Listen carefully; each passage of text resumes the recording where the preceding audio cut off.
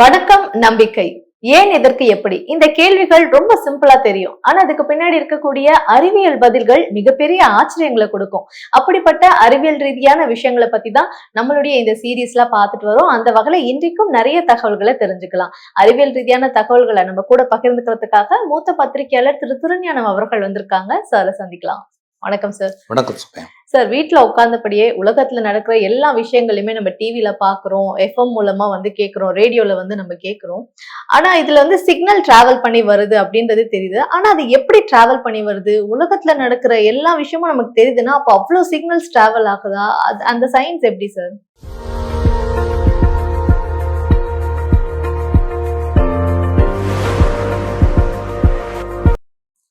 Radio அலைகள், TV அலைகள் இரண்டுமே எலக்ட்ரோ மேக்னட்டிக் சிக்னல்ஸ், மின்காந்த அலைகள் வடிவத்தில் தான் பயணிக்கின்றன.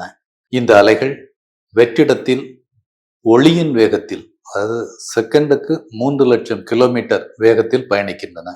காற்றில் பயணிக்கும் போது இந்த வேகம் சற்றே குறையும். இந்த சிக்னல்கள் எப்படி பயணிக்கின்றன என்பதை தெரிந்து கொள்ளலாம். Radio stations, TV stations, audio தகவல்கள் மற்றும் வீடியோ தகவல்கள் முதலில் மின் அலைகளாக, எலக்ட்ரிக் சிக்னல்ஸாக மாற்றப்படுகின்றன.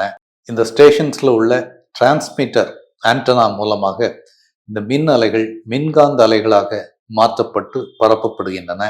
இந்த மின்காந்த அலைகள் அவற்றின் ஃப்ரீக்குவன்சியை பொறுத்து வெவ்வேறு வடிவங்களில் பயணிக்கின்றன, வெவ்வேறு வழிகளில் பயணிக்கின்றன.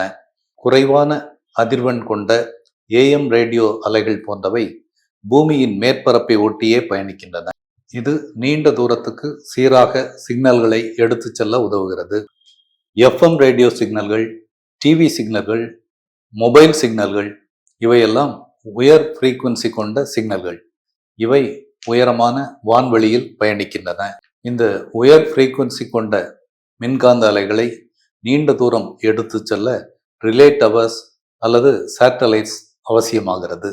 இவ்வாறு நீண்ட தூரம் பயணித்து வரும் மின்காந்த அலைகள் நம்முடைய வீட்டில் உள்ள ஆண்டனாவை தொடும்போது அந்த மின்காந்த அலைகள் மீண்டும் மின் அலைகளாக மாற்றம் பெறுகின்றன. இந்த மின் சிக்னல்கள் நம்முடைய ரேடியோ அல்லது டிவியின் ரிசீவர் பகுதிக்குள் நுழைகிறது. அந்த ரிசீவர் பகுதி மீண்டும் அந்த மின் அலைகளை ஆடியோவாகவும் வீடியோ காட்சிகளாகவும் நமக்கு தருகிறது. Fine sir. அப்போ டிவியை பார்க்கும் போதெல்லாம் நிச்சயமா அது எப்படி இயங்குதுன்றது எல்லாரும் புரிஞ்சுக்க முடியும் அப்படின்னு நினைக்கிறேன். சார், இந்த உலகத்துல நிறைய உயிரினங்கள் இருக்கு. பரப்பளவுடைய அடிப்படையில இந்த உலகத்தின் மிகப்பெரிய ஒற்றை உயிரினம்னா அது எது சார்?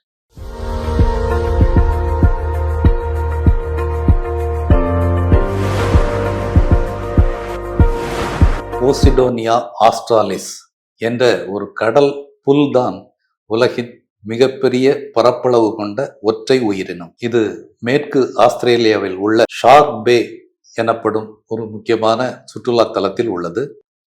இந்த கடல் புல் கிட்டத்தட்ட 200 சதுர கிலோமீட்டர் பரப்பளவை ஆக்கிரமித்துள்ளது.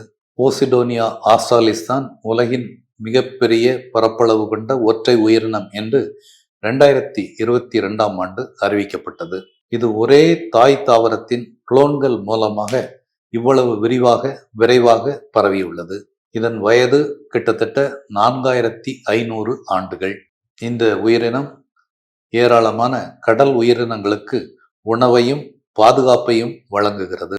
உப்பு, வெப்பம் உள்ளிட்ட கடினமான கடல் சூழலில் கூட தாவரங்கள் எவ்வாறு வளர முடியும், பரவ முடியும் என்பதற்கு ஒரு எடுத்துக்காட்டு இந்த உயிரினம்.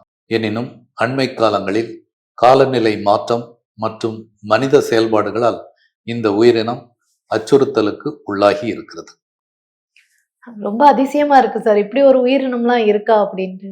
சார், இன்னொரு விஷயம், நம்ம தூங்கிட்டு காலையில எந்திரிக்கும் பொழுது ஜென்ரலா மனிதர்கள் கொஞ்சம் உயரமா இருப்பாங்க அப்படின்னு சொல்றாங்களே சார், அது உண்மையா?